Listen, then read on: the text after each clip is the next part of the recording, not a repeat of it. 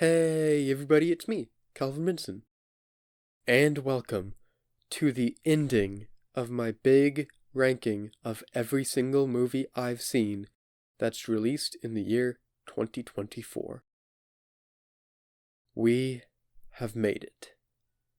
We are finally at the end. The number one place. After 75 movies, 15 parts, a lot of hours, and 8 months of work, we are finally at the top. The very, very best film of the entire year of 2024. It's already taken a dang long time to get to this point, so no more yapping. Here is the number one spot. The best of the year. Enjoy. It's been a long, long journey, but we've finally made it. We have finally gotten to the coveted first place. The best film of the year, at least for me. So far, we've had movies that push the boundary, that commentate on politics, on ethics, on spirituality, on trust, on power, and even ones about living itself. But the film that gets first place is different. This movie is about so many different parts of the world, but mostly just what it means to be human. This film is The Wild Robot, a modern masterpiece. I'm just gonna say it. This is easily the best DreamWorks movie and one of the best animated movies ever made. And for good reason. So far, we've talked about all sorts of movies. Good ones, great ones, from all genres. But this movie is different. Because this isn't just a movie. This is art. This is what animated movies, and movies in general, can be, and what they should be. The craziest part is, the idea is just so simple. It's just about a robot who washes ashore at a secluded island. She's a robot built for serving humans, with their most trivial tasks. And now, she's on an island filled with only animals and nature. What is a robot to do? Because she's put in this situation, and from another animal putting her on the mission of raising a baby duck, over the course of the movie, she must defy her programming to become a true mother, a true human. That's such a simple story. But that simplicity is what makes this movie so good. Because through the simplicity, the complexities and deeper meanings show. It's an exploration of what humanity is. This movie is so true to the human life experience, to the feeling of growing a bond with someone else, and the feeling of loving someone. To be a shallow husk of a human, what happens when you put that thing in an environment where the only way to live is to truly become human? And over the course of the movie, slowly but surely, we see every aspect of what makes someone human appear in Roz, little by little.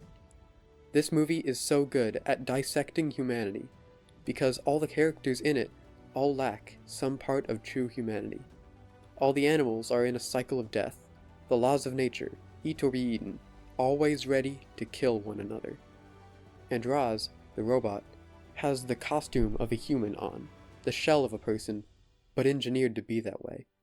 And they don't have emotion, a consciousness, empathy, a soul. And now she's put in a place where she must become more than her programming. To overcome her limitations, to become a real person. At first, after killing a chick's family accidentally, another animal simply puts her on the task of raising this chick. And for the start of it, it's just a task, like a robot would perform it. But raising a living, breathing, thinking creature as a parent is something that cannot be done by a machine. And Roz has to adapt. She changes her own programming, changes how she operates, how she thinks, how she acts, all to complete the task. But in doing so, she changes herself into becoming truly human, becomes a mother, gains genuine love and care for someone else, something robots can't do. This is all captured in the perfect line, "Sometimes to survive, you must become more than what you were programmed to be." Sometimes, to survive, we must become more than we were programmed to be. And by the end of it, the robot and the animals are all a bit more loving, a bit more thoughtful, a bit more nuanced, and a lot more human. This is a story that is universal. It appeals to everyone, from anywhere in the world, from both happy kids to bitter, grown adults. The best pieces of art are ones that go beyond any form of boundary and touch each and every person. And this film does that as a true piece of art. I mean, take a look at the animation. It looks straight out of a painting. Every shot captures such beauty, such depth, such detail, such colorfulness. The visuals throughout the film are those of true art. This is breathtaking stuff right here, and the music matches it somehow. For every beautiful shot, there's a magical orchestral melody to play on top of it, somehow oralizing what you're seeing on screen. But even without the phenomenal animation or the perfect score, the meat of the movie, the story, the actual events, is art itself. Even outside the main story, the film also explores so many others, like that of commercialization, automating every little task that people have, removing their identity and the dominance of technology, which this film reminds us that technology can never truly replicate what life is really meant for. And there's even commentary on climate change. The movie is set in a world where the sea levels have risen so much that landmarks like the Golden Gate Bridge are underwater. The thing is, though, these other ideas aren't in your face. They aren't looking at the screen and saying how you should feel about them. Instead, the story itself, of the most advanced technology becoming human again, thanks to nature, already does wonders in getting across these other ideas. It's about overcoming your pre-built goal, the status quo, to become a greater person, or in this case, a person at all. To defy all the things getting in the way of being human. From the massive corporations to your own inner struggles, this movie is about what it means to be human. When the movie industry is content churning out unoriginal works, remakes, redos, sequels, cash grabs, films that lack an identity, a true meaning, an artistic goal, this kind of film is what the world of movies, and the world at large, needs. And all of that is exactly why The Wild Robot has earned its spot, easily, as the greatest movie of the year 2024. This year has been interesting for movies, to say the least. The movies that once dominated the box office are failing, while truly unique and excellent films are exceeding all expectations. Obviously, there are exceptions, but more often than not, this year has seemed like a turning point for the industry. That mediocrity, that bad content, that soulless art won't do well.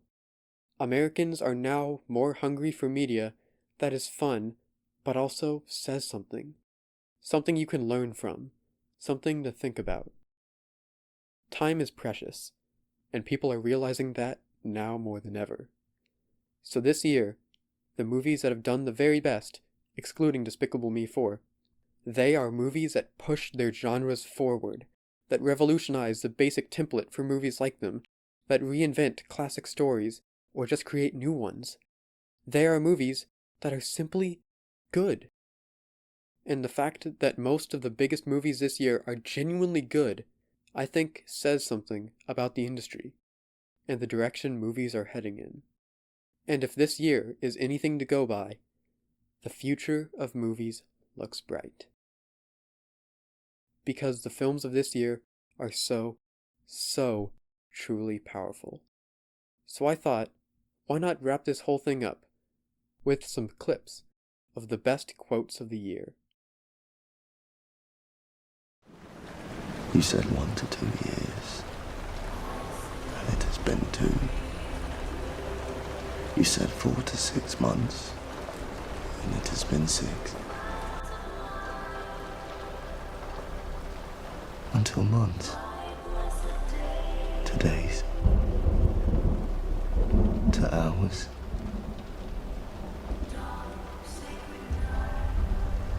to seconds.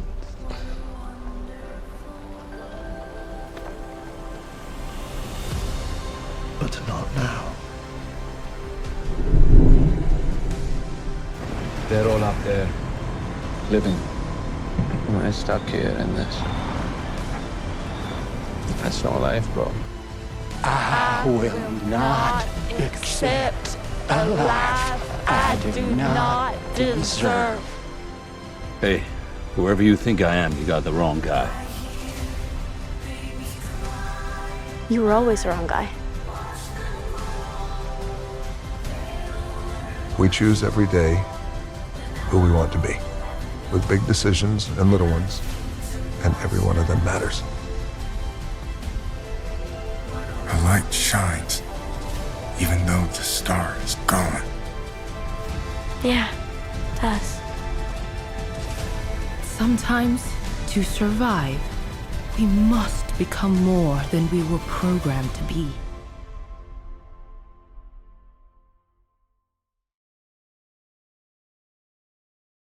Overall, I think that this year, like every year of films, just reinforced the same fact. That movies have meaning.